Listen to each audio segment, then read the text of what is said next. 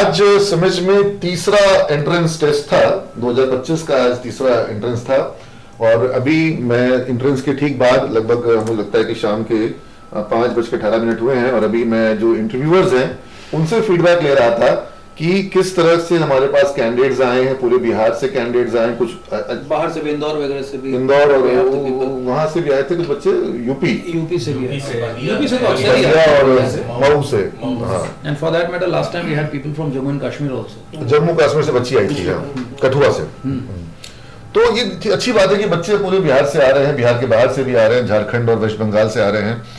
लेकिन हम लोग एक अभी डिस्कस ये कर रहे थे, जिसको हमने सोचा कि क्यों ना इसको हम सोशल मीडिया पे हमारे सिमज के पेज पे भी डाल दें कि किस तरह के कैंडिडेट्स को हम एक्सपेक्ट करते हैं सिमज में, और कौन कौन ऐसे कैंडिडेट्स हैं जिनको कि सिमज में आना चाहिए। और हमारा जो बच्चे अक्सर पूछते हैं, वो जानना चाहते हैं कि हमारा इंटरव्यू का प्रोसेस क्या है, और हमारे यहाँ पर किस तरह से जो कैंडिडेट्स आ रहे हैं हमारे यहाँ, उनको क्या क्या करना होगा जिस दिन वो एंट्रेंस टेस्ट के लिए आएंगे।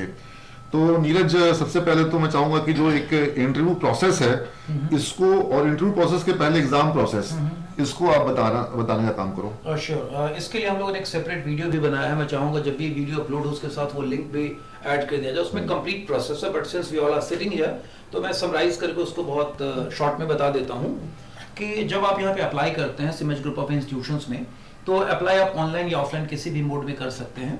और उसके बाद आपको इंटरव्यू, उसके बाद आपके लिए एक एग्जामिनेशन कंडक्ट कराया जाता है, that is entrance examination cum scholarship test. और उसके 2 स्टेप्स होते हैं। उस एग्जामिनेशन में पहले आपको ब्रीफ किया जाता है पूरे कोर्स के बारे में, ताकि आपको पता रहे, पहली बात। हालांकि ये बात आपको काउंसलर्स भी बता चुकी होती हैं और आपको पूरा प्लान्स वगैरह एक्सप्लेन किया जा चुका होता है। लेकिन उस एग्जामिनेशन के बाद we have 1-to-1 interaction with the students.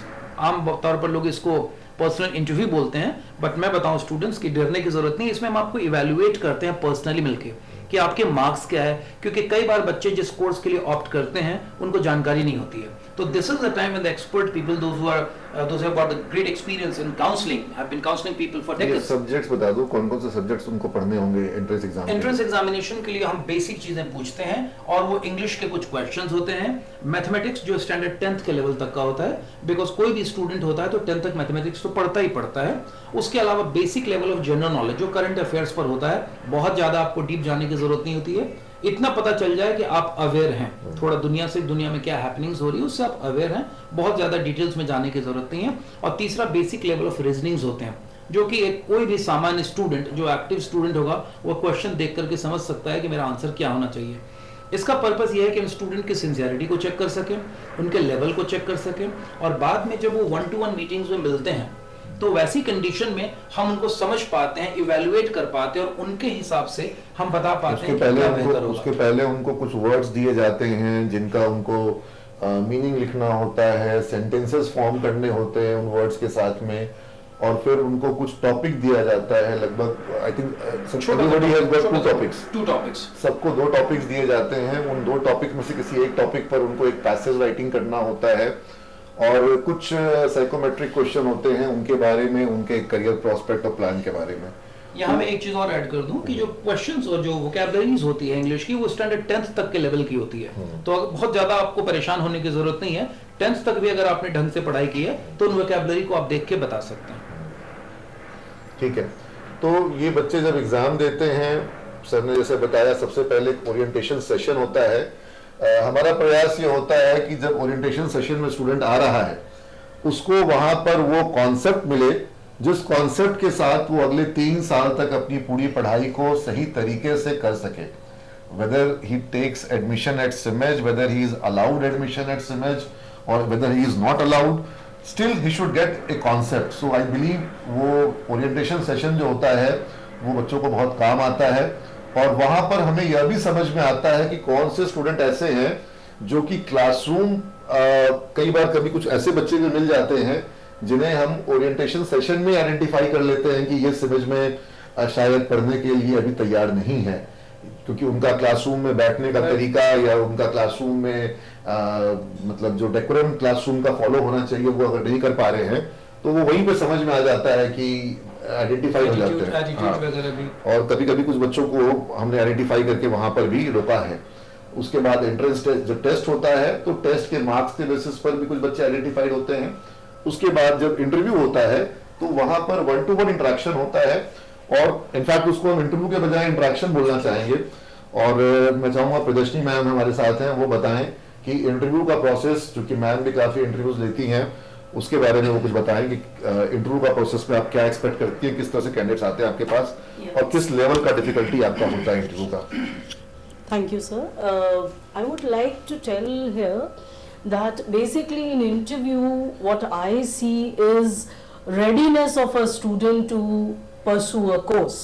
Because everybody have a dream ki we should be making a big career, and the university or the college should be contributing towards it.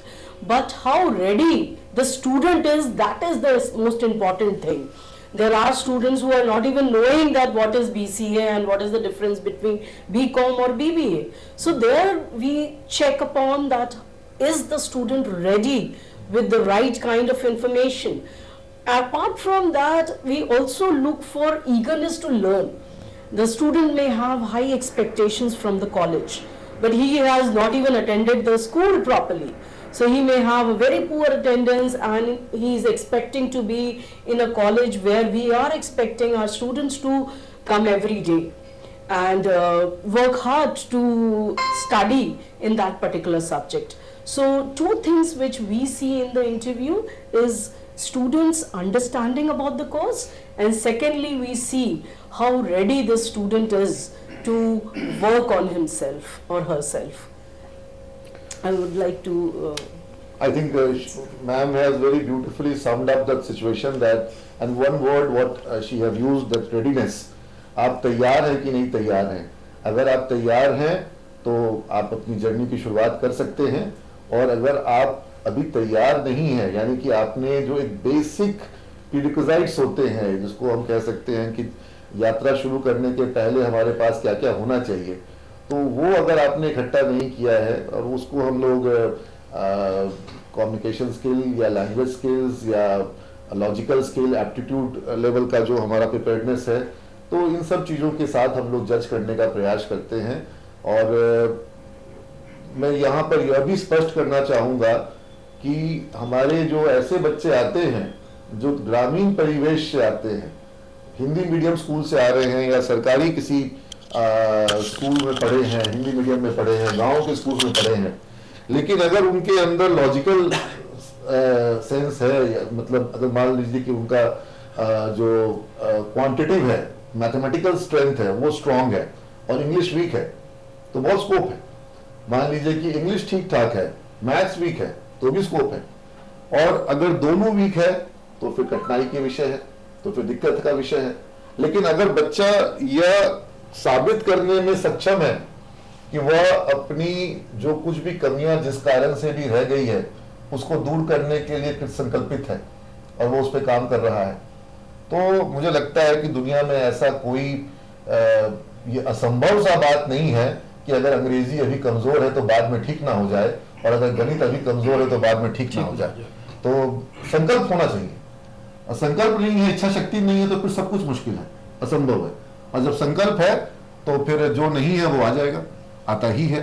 तो अब हम यहाँ पर Nitish Rohatgi sir के पास जाना चाहेंगे, और चूंकि नीतीश सर जो है वो मैनेजमेंट डिपार्टमेंट, कॉमर्स डिपार्टमेंट को हैंडल करते हैं, तो नीतीश सर आप यहाँ पर यह बताएं, आज काफी बच्चे बीबीए के लिए भी आए थे, और कॉमर्स के स्टूडेंट भी काफी आए थे, जो लोग कॉमर्स से 12th किए थे, और मैं अक्सर बच्चों से गोल्डन रूल ऑफ अकाउंटिंग पूछता हूँ, और मुझे आश्चर्य भी होता है और दुख भी होता है कि जब मैं बच्चों से गोल्डन रूल ऑफ अकाउंटिंग पूछ रहा हूँ, कॉमर्स के स्टूडेंट से जो 12th करके आया है, वो स्टूडेंट बेसिक जो गोल्डन रूल ऑफ अकाउंटिंग अगर नहीं बता पाए, तो फिर संदेह होता है कि अगर 12th में ये नहीं समझ पाया तो आगे क्या वो बीबीए में या बीकॉम में समझ लेगा।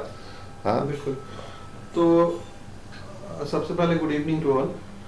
जैसा सर आपने ये पॉइंट रेज किया, और मेरे पास भी जब मैं इंटरव्यू ले रहा था तो कुछ ऐसे स्टूडेंट्स थे जिन्होंने 12th में कॉमर्स लिया है, but now they have opted for BCA.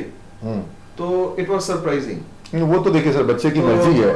अगर कोई स्टूडेंट चाहता है कि कॉमर्स के बाद कंप्यूटर साइंस पढ़ना या आर्ट्स के बाद कंप्यूटर साइंस पढ़ना, तो वो पढ़ सकता है, अलाउड है।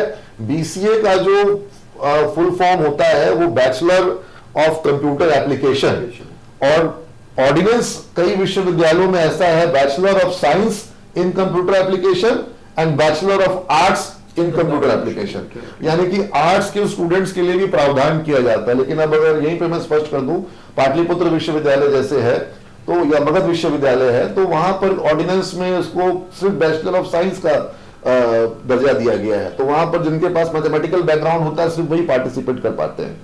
लेकिन अगर कोई स्टूडेंट कॉमर्स लेकर के 12th किया है, मैथ्स मजबूत है, मैथ्स कमजोर नहीं है, मैथ्स से डर नहीं लगता है, और वो कंप्यूटर पढ़ना चाहता है, बीसीए करना चाहता है, तो उसको ऑप्शन है, ही और she can change the track. और बीसीए करने के बाद बच्चे एमबीए में आ जाते हैं, बीटेक करने के बाद एमबीए में आ जाते हैं। Exactly. हाँ, तो ये तो मल्टी स्किलिंग है, ये तो अलाउड है।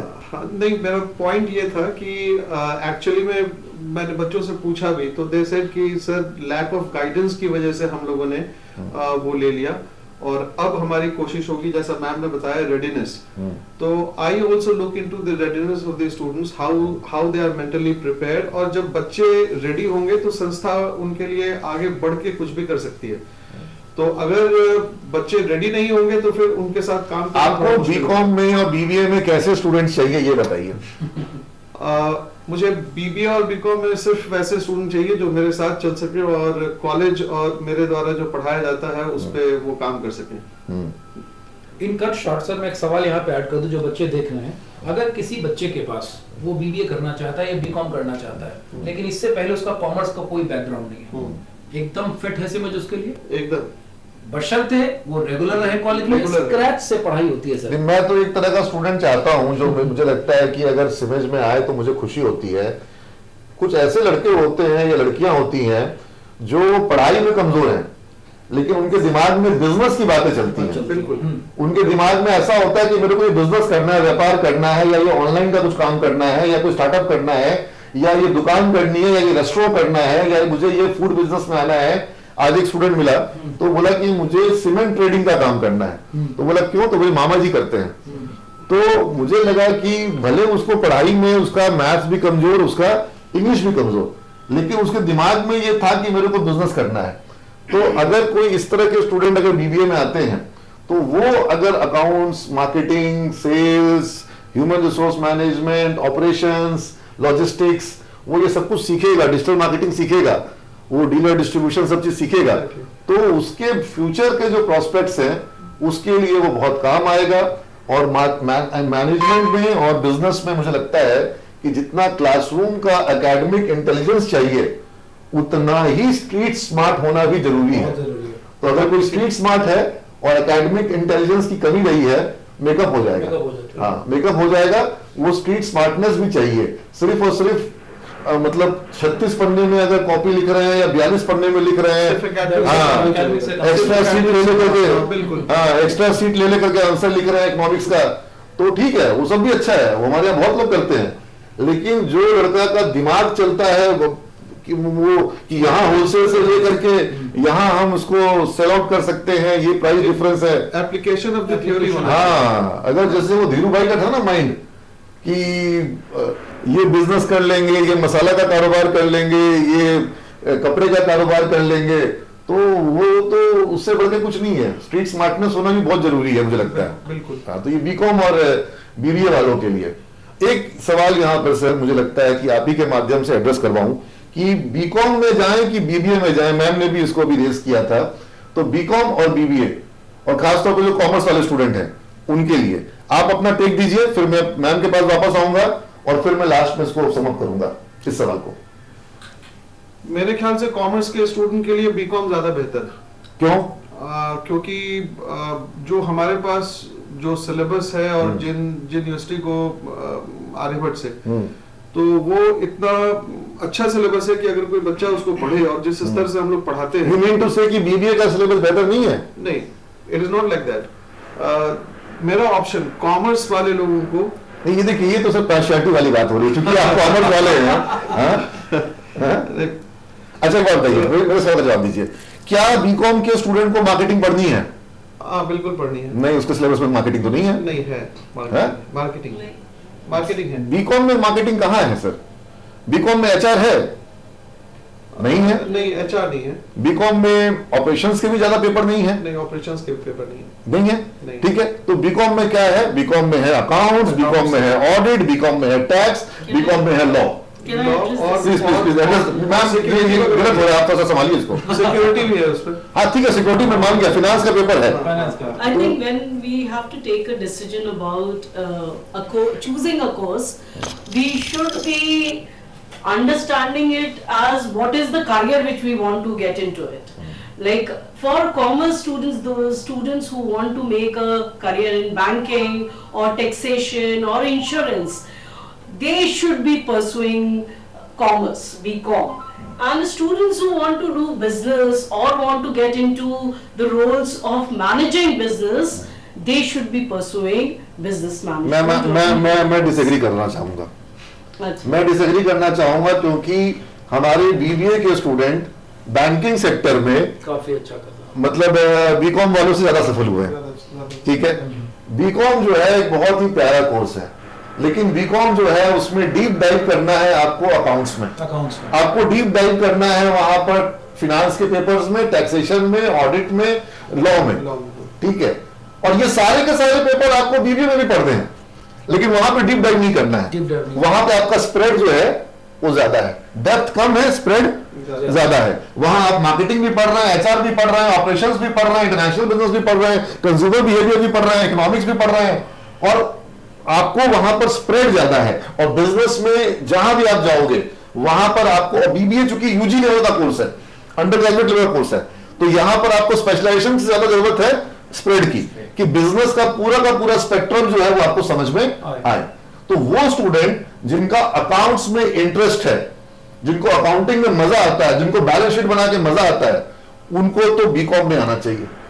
और वो स्टूडेंट जिनको बिजनेस का पूरा गैमेट समझना है, पूरा स्पेक्ट्रम समझना है, 360 डिग्री समझना है, सिर्फ और सिर्फ बट बैंकिंग वाला लाइन को मैं उसको मैं वो कर रहा हूं कि बैंकिंग सेक्टर में हमारे बच्चे गए, आईसीआईसीआई बैंक में, एचडीएफसी बैंक में, और वहां पर बीबीए के बच्चों को बहुत भारी सफलता मिली है।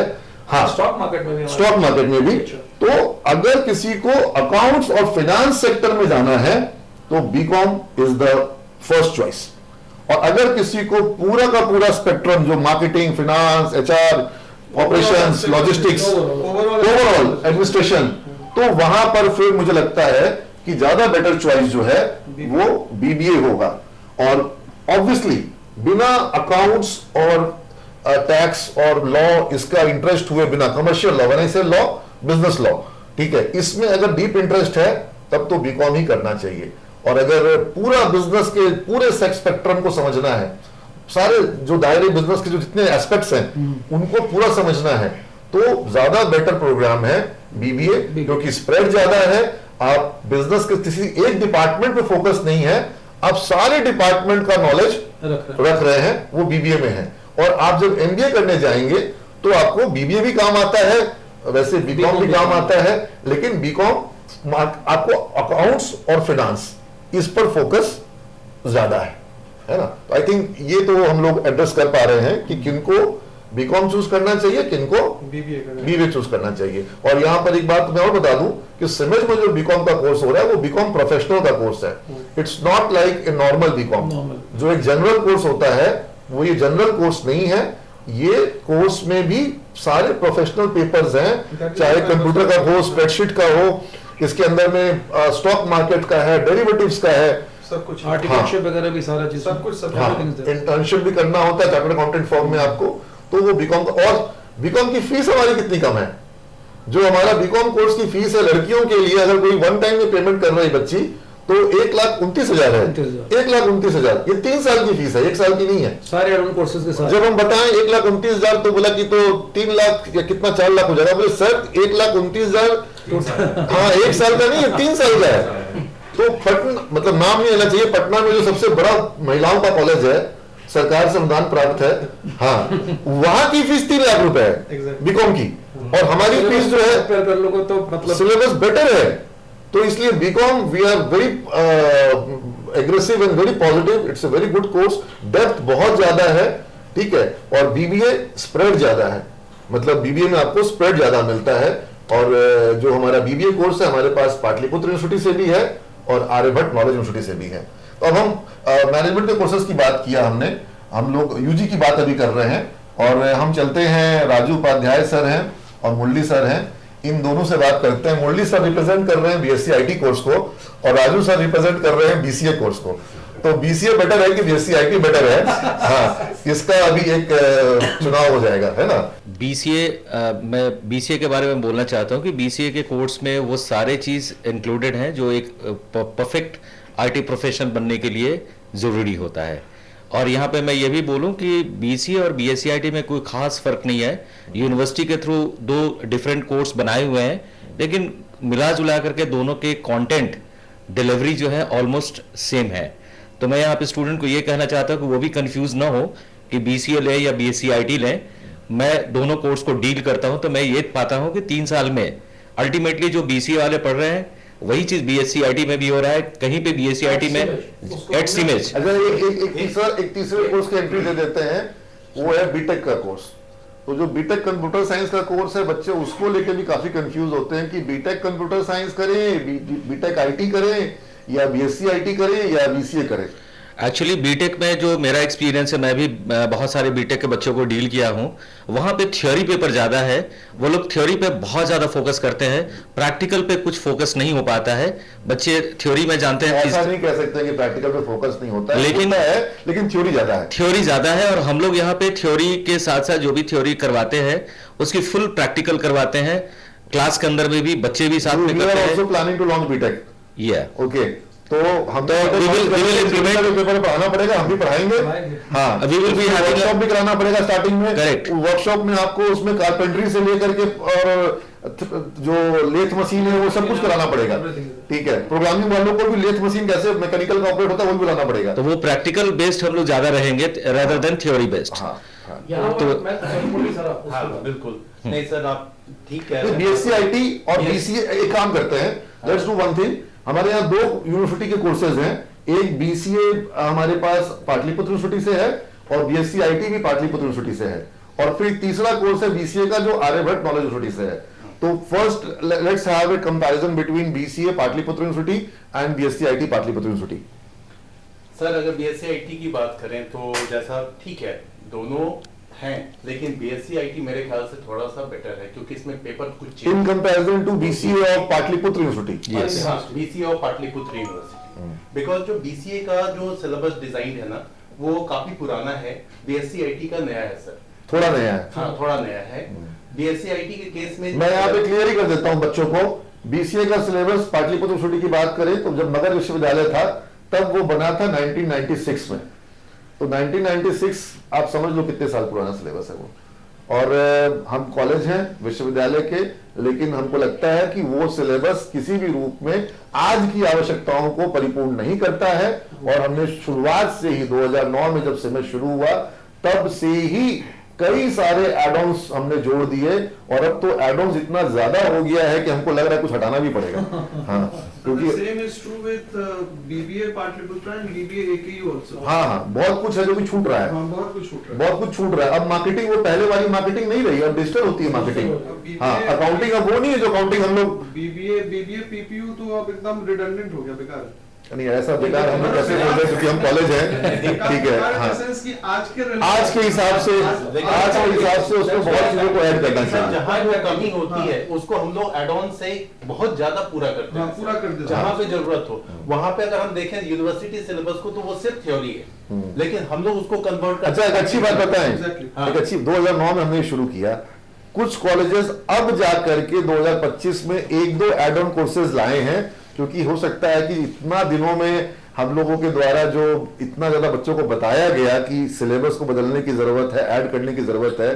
तो अब मैंने आज देखा किसी कॉलेज का जिसने आज तक कभी कोई एड ऑन कोर्स नहीं दिया था, अब वो भी कुछ एड ऑन कोर्स की बात कर रहे हैं। तो धीरे धीरे लोगों को ये समझ में आ रहा है कि सिमेंट जो इतने सारे, मतलब अभी लिस्ट आपने तैयार किया होगा, तो मतलब मुझे लगता है कि सिर्फ अगर बीसीए में बात करेंगे तो अब वो 30 से ज्यादा ऐड ऑन हो गया है। और कंपेयर करें ना तो यूनिवर्सिटी के जितने पेपर नहीं उससे हमारा 2 टाइम्स या 3 टाइम्स एड ऑन पेपर। मैं बताऊं मुरली सर, अगर उसमें से जितने भी एड ऑन है, अगर कोई एक एड ऑन में भी एक्सपर्टीज हासिल कर ले, दैट इज एनफ, ये Yes. That is a fact. यही वजह तो है ना, सारे के सारे ऐड ऑन में आप एक्सपर्टीज हासिल नहीं कर सकते। नहीं कर सकते हैं। लेकिन बताते बच्चे हैं को जिस लाइन में इंटरेस्ट है, जिसको आज हम एक चीज नोटिस किए, जो बीसीए के बच्चे हमारे यहाँ आ रहे थे उनको साइबर सिक्योरिटी में बड़ा इंटरेस्ट है। हाँ। आई थिंक तुम्हारे लिए मुरली बहुत अच्छा ये डिमांड आ रहा है कि cyber security, networking, firewall, Security और हाँ, coding भी हैकिंग।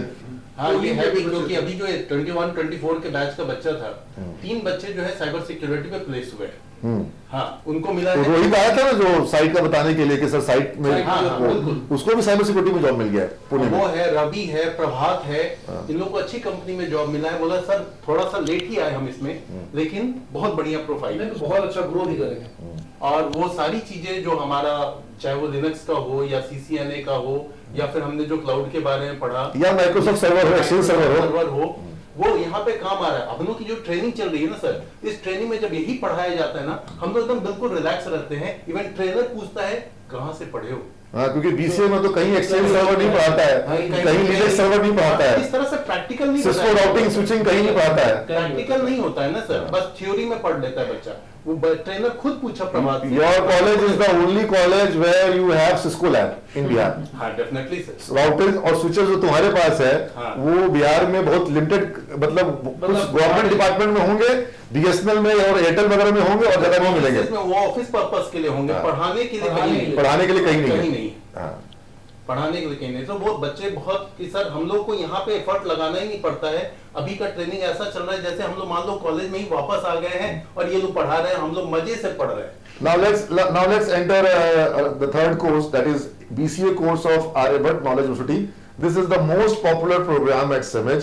SIMEJ का सबसे ज्यादा popular course BCA Aryabhatta Knowledge University का जो कोर्स है, और वो BCA PPU के कोर्स और BCA BSc IT PPU के कोर्स के ऊपर स्कोर कर रहा है, क्योंकि सिलेबस इसका सबसे बाद में बना है। पाइथन का कोर्स इसमें शामिल है, सिलेबस में है, लेकिन BSc IT और BCA PPU के बच्चों को भी पाइथन शुरू से पढ़ाया जा रहा है सिलेबस में, एड ऑन कोर्स के रूप में। यहाँ पर उनको पेपर है। लेकिन अब अगर हम BCAQ की बात करते हैं तो यहाँ पर भी PHP का कोर्स या वेब डेवलपमेंट का जो जैसे डिजांगो, MongoDB, ये सब जाकर बहुत पॉपुलर हो गए हैं। ये इनमें सिलेबस का पार्ट नहीं है, लेकिन सारे चीज को हम लोग कवर करते हैं एड ऑन कोर्सेज से।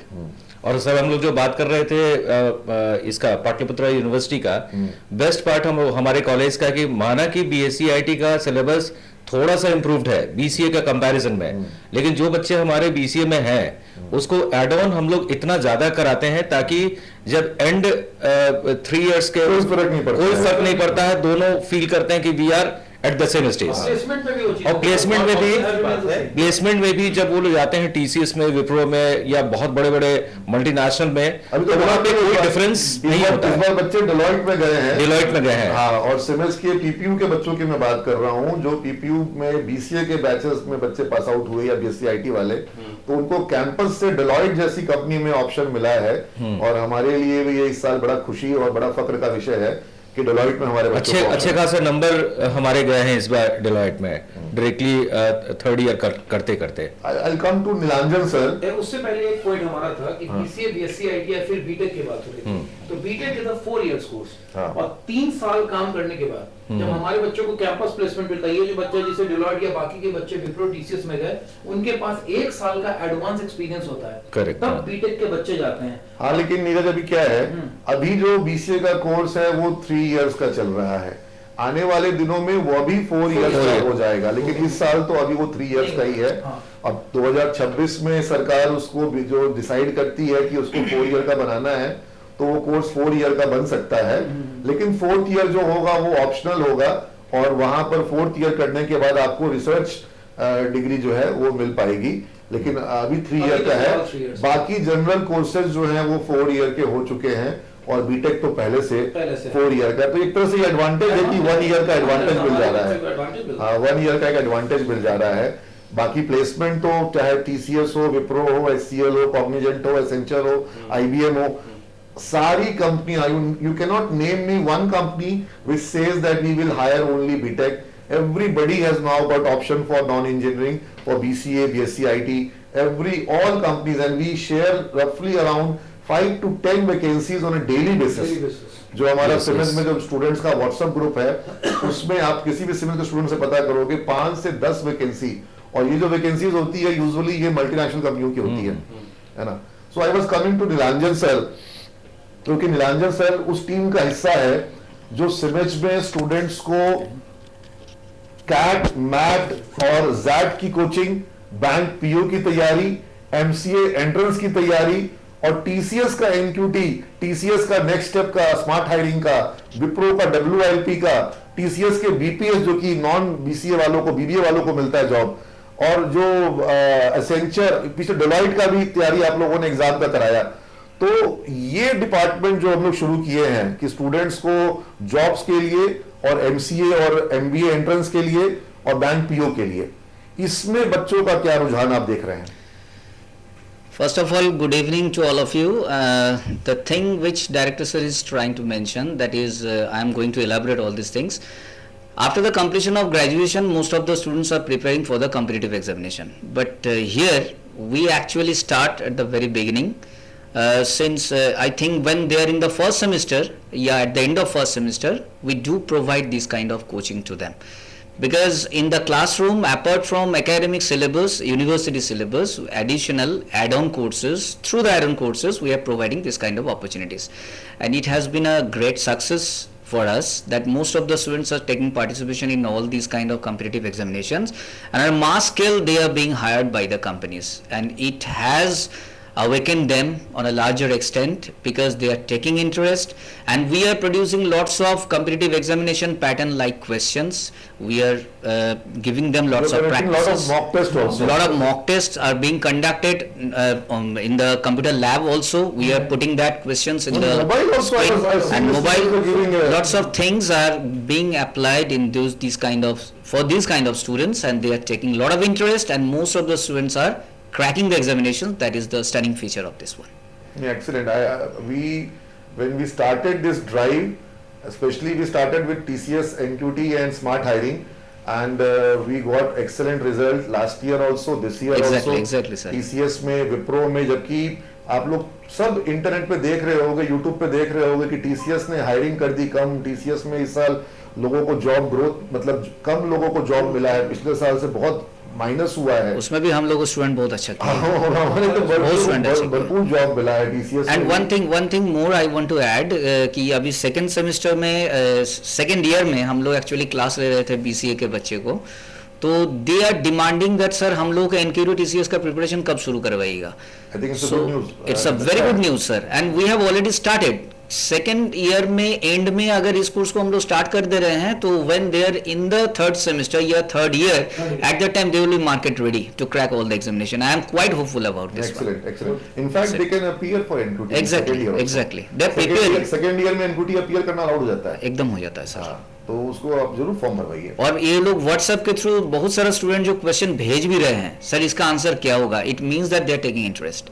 दैट इज एक काम और करवाइए कि स्टूडेंट के पास, जो बीबीए स्टूडेंट्स हैं, उनके पास टॉप 40 कॉलेजेस का लिस्ट होना चाहिए इंडिया के, और एमसीए कॉलेज के लिए स्टूडेंट्स के पास टॉप 30-40 कॉलेज का लिस्ट होना चाहिए. एनआईटी में जाना है, एनआईटी त्रिची में जाना है, वारंगल में जाना है, या हमको एनआईटी कोई अच्छे, हमको बीएचयू में जाना है, हमको जेएनयू में जाना है एमसीए में, तो उसका पैटर्न क्या है, लास्ट 10 years 20 years का क्वेश्चन पैटर्न क्या है, और एमसीए को लेकर जब वो ओरिएंटेशन आएगा, तो आई थिंक एमसीए के एंड पर और एमबीए के एंड पर भी हमारा सक्सेस जो है वो बढ़ेगा. बिल्कुल sir. So the last phase of this discussion, which we would like to conduct for the PG students, जो हमारे यहाँ पर आज भी PG के काफी स्टूडेंट्स आए थे, और मैं देख रहा हूँ कि PG में हमारे पास अब वो लोग आ रहे हैं जो बीटेक करके आ रहे हैं, और कोई इंजीनियरिंग करके बच्चे, जो कंप्यूटर साइंस वाले भी थे, सिविल इंजीनियरिंग वाले स्टूडेंट्स भी थे. आज एक स्टूडेंट आई थी, वो मास्टर्स ऑफ रूरल डेवलपमेंट कर चुकी है. तो एमआरडी करने के बाद वो अब एमबीए करना चाहती है सिविज में. और एक और इंटरेस्टिंग पैटर्न जो मैंने इंडक्शन प्रोग्राम में इस साल का जो हमारा फर्स्ट बैच शुरू हुआ था, वहां पे ऑब्जर्व किया कि हमारे एमबीए कोर्स में हमारे बीबीए वाले स्टूडेंट आ गए हैं, जिन्होंने हमारे यहाँ से बीबीए किया है. अब वो एमबीए भी यहीं से करना चाह रहे हैं। तो मुझे वो बड़ा अच्छा लगा कि भाई स्टूडेंट्स 3 साल पढ़ने के बाद अगला 2 साल और मास्टर्स भी यहीं से करना, इनफैक्ट सर हमारे और वो जॉब करने के बाद हमारे एमसीए में भी बीसीए वाले स्टूडेंट हैं जो कि फर्स्ट ईयर कंप्लीट चल रहा है, हाँ उसमें है। तो उसमें एक स्टूडेंट MCA ऐसा है जो हमारे BCA का। प्रीवियस स्टूडेंट है। जो हमारे यहाँ से बीसीए किया, अब एमसीए में हमारे यहाँ एडमिशन लिया है। नहीं सर, यहीं से करें। तो ये एक चीज देखने को मिल रही है। लेकिन हम अगर एमबीए और एमसीए की बात करते हैं तो हम जरूर चाहते हैं कि जो लोगों के पास थोड़ा वर्किंग एक्सपीरियंस अगर है, अगर उन्होंने किसी भी तरह के जॉब में या फैमिली बिजनेस में या अपने खुद के कोई एफर्ट बिजनेस का किया था, सक्सेस हुआ हो चाहे फेलियर हुआ हो, उससे मतलब नहीं है। अगर वैसे बच्चे हमारे पास आ रहे हैं उनको हम बहुत फर्स्ट प्रेफरेंस देंगे। और एमसीए प्रोग्राम में हम जरूर चाहते हैं कि वैसे स्टूडेंट आएँ जिन्होंने अच्छा प्रोजेक्ट्स बनाया हो, अगर कहीं जॉब किया हो आईटी सेक्टर में, तो वो भी उनके लिए हमारे लिए उन बच्चों के लिए एडवांटेजियस होगा। और दूसरा, एमबीए और एमसीए ये दोनों ही प्रोग्राम मुझे लगता है कि स्टूडेंट के लिए एक अगर अल्टीमेट नहीं करें तो पेनल्टीमेट प्रोग्राम है। तो मतलब वो हो सकता है आगे रिसर्च करेंगे, पीएचडी करेंगे, तो पेनल्टीमेट तो है ही है।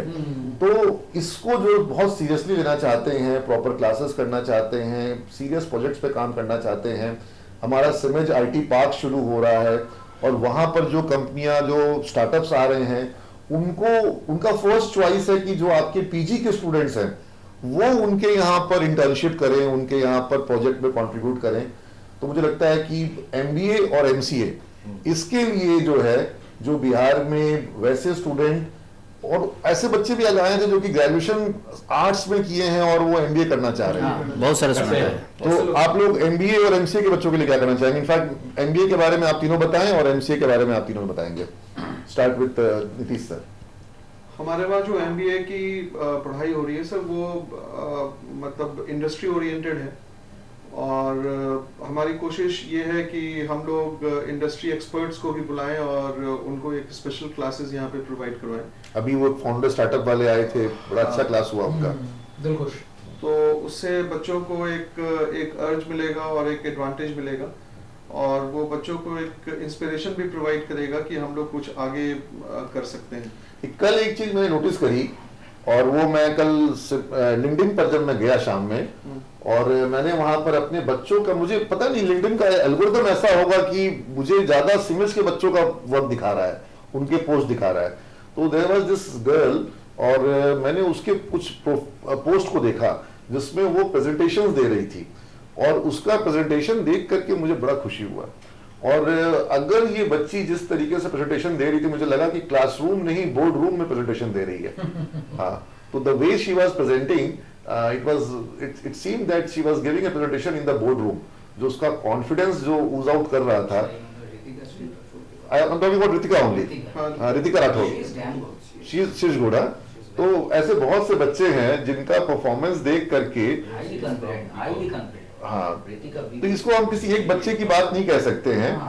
मैंने और भी बच्चों का देखा, और उनको देख करके मुझे लगा कि ये जो प्रेजेंटेशन का एक पूरा का पूरा सिलसिला इतने वर्षों में बन गया है कि आप हर टॉपिक में प्रेजेंटेशन करा रहे हैं, बच्चे प्रेजेंटेशन को वीडियो रिकॉर्ड भी कर रहे हैं, और अब बच्चे उसको पोस्ट भी कर रहे हैं। आई थिंक ये जो लेवल पे हम लोगों ने एक कल्चर बिल्डअप किया है। आपके भी कुछ उसमें वीडियोस वगैरह थे ma'am, what would you like to say? In fact sir एक मिनट, क्लास में एक्चुअली में what now students are trying to do कि कोई एक बच्चा सामने आ जाता है क्लास में, and he is open to the questions of the entire class on a particular topic. तो ये भी उस पूरे क्लास को और उस बच्चे को एक कॉन्फिडेंस दे रहा है, सेल्फ कॉन्फिडेंस दे रहा है। डिस्कशन हाँ, जो हम लोग चर्चा कर रहे थे कि प्रेजेंटेशन जब होते हैं तो सिर्फ प्रेजेंटेशन नहीं होना चाहिए, डिस्कशन होना चाहिए। हाँ, बट मेरा एक उसमें उस दिन भी कहना था कि जो डिस्कशन के जो क्वेश्चन आंसर्स हैं, it should not be targeted towards the person who is coming ahead for the presentation. It is being shared to the participants, the batchmates. नहीं तो कई बार क्या होता है ना कि जब सारा का सारा क्वेश्चन प्रेजेंट करने वाले पे आता है तो लोग प्रेजेंट करने से बचते हैं। हाँ, ये होना चाहिए कि सब पर स्प्रेड करे। सब और अगर क्लास सही से आंसर नहीं कर पा रही है तो टीचर है वहां पर गाइड करने के लिए। बिल्कुल। इनफैक्ट 2-4 स्टूडेंट मिलकर के इतने ब्यूटीफुली उसको सम अप करते हैं ना कि वहां पे हम लोग की जरूरत भी नहीं पड़ती है। वो ज्यादा अच्छा है। फिर भी अगर 1-2 पॉइंट छूटता है तो we are just jumping into that and we are making. मुझे यहाँ पर अभयानंद जी की बात याद आ रही है। कई बार सिमज में अभयानंद सर आए हैं और मैं उनसे जब बहुत फर्स्ट टाइम मिला था तब उन्होंने अपने पढ़ाने के तरीके के बारे में बताया कि मैं क्लास में बोर्ड पे जा करके सवाल लिख देता हूँ और उसके बाद चौक टेबल पर रख देता हूँ। बोलता है, किसी को पूछता हूँ कि कोई बता सकता है क्या इसको, तो कोई आता है कि सर मैं कोशिश करके देखता हूँ, वो थोड़ा दूर तक ले जाता है, फिर वो अटक जाता है, मैं दूसरे को बुलाता हूँ कि क्या कोई और है जो इसको सॉल्व कर सकता है, कोई दूसरा ट्राई करता है, कोई फिर लास्ट में तीसरा आकर उसको कंप्लीट करता है। बोला मैं तो सवाल बनाता ही नहीं हूँ, मेरा तो काम सिर्फ और सिर्फ सवाल लिख देना भर है। और वो पहली बार वो क्लास में वो सवाल होता है, पहली बार बच्चे उसको सॉल्व कर रहे होते हैं और वो खुद ही उसको सॉल्व कर लेते हैं। तो मुझे लगता है कि ये इंपावरमेंट अगर बच्चों में आती है और अगर कोई टीचर दे पा रहा है, और उन्हीं को वापस मैं कोट करूंगा अभयानंद सर को, उन्होंने कहा जो दिल्ली में हम लोग ताज होटल में एक कॉन्फ्रेंस हुआ था, बिहार को लेकर के कॉन्क्लेव हुआ था, मंच पर हरिवंश जी थे जो लोकसभा ये राज्यसभा के उपाध्यक्ष हैं, और अभयानंद जी थे और मैं था और भी 1-2 लोग थे, नेपाल के प्रधानमंत्री उप प्रधानमंत्री थे। तो उसमें वहां पर उन्होंने जो बात कही कि शिक्षा का जो उद्देश्य है वो ये है कि वो ये नहीं है कि न्यूटन ने क्या लॉ बताया, न्यूटन वो सेब गिरने पे उसके मन में सवाल आया। अगर हम अपने छात्रों को इतना तैयार कर दें कि उनके मन में प्रश्न आए और प्रश्न आने के बाद वो न्यूटन की भांति उस प्रश्न का उत्तर भी खोजे, खोजने के लिए प्रयास करें, खोजने का प्रयास करें, यही शिक्षा है। This is what is education. तो अगर मैं अक्सर बच्चों को बोलता हूं कि हम तुमको ब्लॉकचेन पढ़ाएंगे, क्लाउड कंप्यूटिंग पढ़ाएंगे, एआई पढ़ाएंगे, एमएल पढ़ाएंगे, पाइथन पढ़ाएंगे, डेटा साइंस पढ़ाएंगे, आईओटी, रोबोटिक्स, इतना चीज पढ़ाएंगे, क्या हम तुमको सब चीज में एक्सपर्ट बना देंगे? बेटा हम तुमको सब चीज में थोड़ा थोड़ा ज्ञान देंगे। अब उसका मास्टर बनने के लिए तो तुमको रात को 12 बजे और 2 बजे और 3 बजे भोर तक पढ़ना पड़ेगा। वो तो तुम करोगे, तुमको उसमें मजा आ गया। अगर तुमको अगर तुमको मजा आ जाएगा, साइबर सिक्योरिटी में किसी को मजा आ गया, मुरली सर साइबर सिक्योरिटी में बहुत कुछ पढ़ा देंगे, लेकिन पूरा एक्सपर्ट तो उस बच्चे को खुद से भी उसको डीप स्टडी, डीप रिसर्च करना पड़ेगा। और ऐसा होता भी है सर। हाँ। तो बैच में अगर आप पढ़ाइए तो आपको 5 बच्चे 7 बच्चे निकल के आएंगे आपके पेपर में, सर रात में ये क्या था, अलग से वो पूछते हैं, ये करें, ठीक है, उसका इंटरेस्ट आ गया उस पेपर में। किसी और पेपर में किसी और फ्लटर में बच्चा ऐप बना रहा है, अभी हम लोग रिएक्ट जेएस शुरू कर रहे हैं, ठीक है, अब एंगुलर जेएस आएगा, अब उसके बाद 4 तो जेएस और भी होगा तो उसके लिए स्टूडेंट खुद से भी तो थोड़ा स्टडी करेगा। बिल्कुल, अभी हमारे यहाँ एजेंटिक एआई हुआ ना सर, हाँ। अभी 4-5 बच्चे जो है ना वो कंटिन्यू लगे हुए हैं उसके ऊपर। अरे मेरे को व्हाट्सएप पे भेजा है, टेस्ट कर करके मैं बता रहा हूँ, मेरे को जो व्हाट्सएप पे कॉल भेजा है, आई एम सरप्राइज्ड। इतना ज्यादा ऑथेंटिक, इतना ज्यादा रियलिस्टिक कॉल है जिसमें कि एक एजेंटिक एआई कॉलिंग एजेंट जो कि वर्चुअल पर्सन है, नेहा नाम की लड़की है जो कि रियल नहीं है, वर्चुअल है, वो सवालों का जवाब दे रही है और इतना नेचुरल अंदाज में दे रही है और इतना ऑथेंटिक जवाब दे रही है, जो कि मुझे लगता है कि शायद वो 2,500-3 हजार पढ़ने की जो हमारी वेबसाइट है वो पूरा का पूरा किसी एक ह्यूमन बीइंग के लिए पढ़ के जवाब दे पाना संभव नहीं है। और उसने पूरा पढ़ लिया और वो पूरा जवाब दे रही है और हिंदी में बात कर रही है, हमारी वेबसाइट इंग्लिश में है। तो बच्चों ने उसको बहुत अच्छे से डिजाइन किया है। और एक तो बच्चे ने किसी डॉक्टर के लिए बना दिया अपॉइंटमेंट का मैकेनिज्म, और उसमें डॉक्टर के आप वेबसाइट पे जाकर के नाम भरो और कितना बजे चाहते हैं फॉलो, और फिर गेट ए कॉल, और गेट ए कॉल करने पर वो नेहा कॉल कर देती है, ठीक है, उसके पास रियल में, और उसको वो अपॉइंटमेंट फिक्स कर देती है। तो डॉक्टर साहब को कंपाउंडर को रखने की जरूरत नहीं है अपॉइंटमेंट देने के लिए। डॉक्टर साहब का जो कंपाउंडर का 15-20 हजार रुपए का जो अपॉइंटमेंट देने का सैलरी था, हम बोले कि तुम 5,000 रुपए महीने में दे दो, तुमको तो 5.5 साल का आ जाएगा। आजकल तो एचआर वाले के ऊपर में भी खतरा आ गया है, एचआर का काम ये एजेंटिक एआई कर रहा है। नहीं, मेरा सर साफ कहना है कि दुनिया में 2 तरह के लोग होने वाले हैं, एक जो एआई का वार सहेंगे, जो एआई की मार खाएंगे, और एक जो एआई को अपना औजार बनाएंगे। तो आप एआई को अपना हथियार बनाइएगा कि एआई से मार खाइएगा, ये आपको डिसाइड करना है। आप एआई को रोक तो नहीं कर सकते, you can not stop an idea, उस आइडिया इज कम, उस टाइम इज कम। तो आप एआई को रोक तो नहीं जैसे सकते। कंप्यूटर नहीं रोक सके, इंटरनेट नहीं रोक सके, AI को you cannot। और जिस तरह से मोबाइल तेजी से फैला, उससे ज्यादा तेजी से अब एआई पहले का फैल रहा है। हमें हर नई टेक्नोलॉजी को अडॉप्ट करना होगा, लेना होगा उसको, तो तब साथ में चलेंगे। आई थिंक बहुत ही कंक्लूसिव डिस्कशन हो गया है, और जितनी हमारी बातचीत आज हुई है, ये सारी की सारी बातचीत जो स्टूडेंट्स देख रहे हैं उनको जरूर काम आएगी। हम कोशिश करेंगे कि दोबारा कभी बैठे और इस तरीके से शिक्षकों की चौपाल लगाएं, है ना, टीचर्स चौपाल, ऐसा करते हैं, शुरू करते हैं फॉर्मेट, नया फॉर्मेट शुरू करते हैं, और कोशिश करेंगे कि तुम्हारे प्रश्न जो भी हमारे पास आते हैं वो हम लोग चौपाल में डिस्कस करें, और सिविल चौपाल से स्टूडेंट्स को फायदा हो, और तुम्हारे जो भी क्वेश्चंस हैं तुम लोग इसमें वीडियो के कमेंट में डाल सकते हो। Thank you all of you, तुम सबको बहुत बहुत शुभकामनाएं। Thank you. Thank you. Thank you.